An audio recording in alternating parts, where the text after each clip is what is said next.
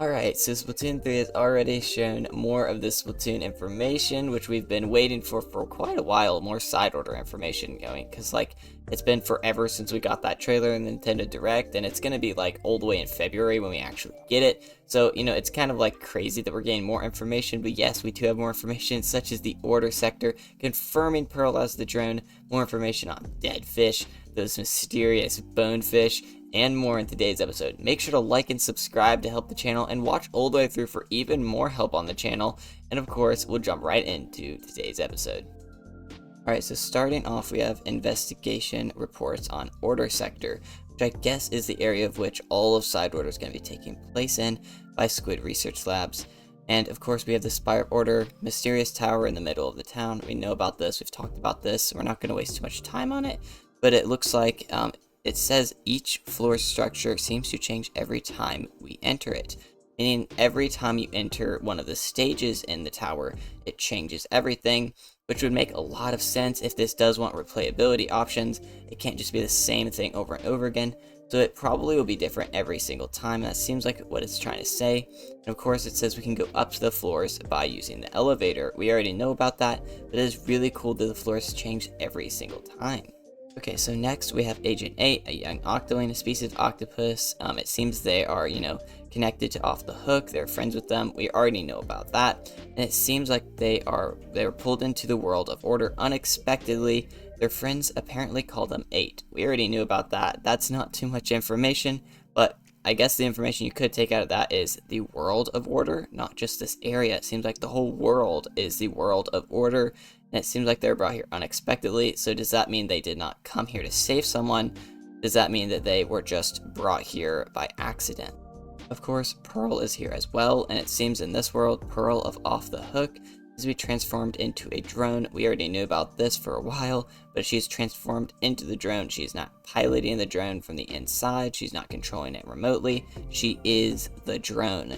And it looks like she's happy with this form. I'm glad she's happy and not depressed, because I personally would be very depressed if I was a drone. Like, where are your hands? How am I going to eat food without hands? And not that I ever eat food.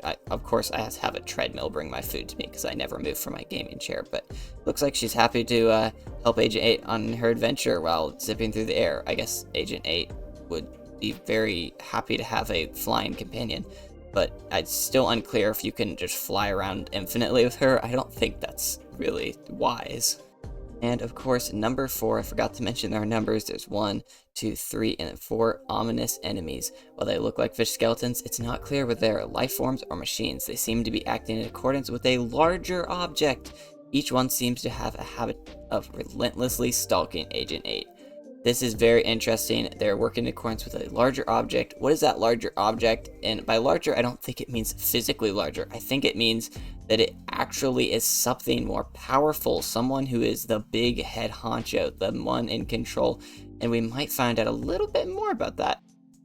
And Act, or, as we all know them, Deadfish, a mysterious octoling formerly known as musician. Deadfish seems to have wandered into this world, just like Agent 8. Despite having unclear objectives, this ally will provide support to climb the tower.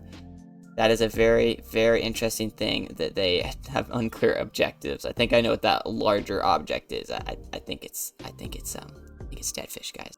Number 6, the palette and color chips. In order to take on each floor spire, you seem to have to select one of multiple color chips, set it in the palette. It looks like a variety of styles can be made possible, such as making the palette focus on attacks or making a trickier composition. There seems to be several types of palettes currently. We have identified one called Pearl's Palette. We saw that in the trailer, Pearl's Palette, so there probably is multiple palettes you can get in the game, which probably allow you to, every level you add one color chip. So if you want to make your palette all attack color chips, maybe perhaps each level you can choose what you want your reward to be and you're rewarded with that, or it could be random and you just have to pick the ones you want on there. I'm not exactly sure yet. Still a very, very large mystery to us, but we will find out eventually. And the last bit of information that we get here is just this little bit right here that I accidentally missed, and it says side order is set in Inkopolis Square. So it seems it is not an alternate universe, as a lot of people are assuming. I actually was leaning towards that. I think another universe or another world is actually taking over our world. I do not believe this is another separate world, though I could be wrong. And it says the residents have disappeared. That is very interesting. Of course, we can see that it's very desolate, and it says here devoid of color. We don't exactly know what's going on in this drastically transformed city, but it seems that everything is building up to be one heck of a DLC. So if you guys are excited for this, make sure to drop a like on the video. Thank you for watching all the way to the end, and I will catch you all on the next one. Later, guys.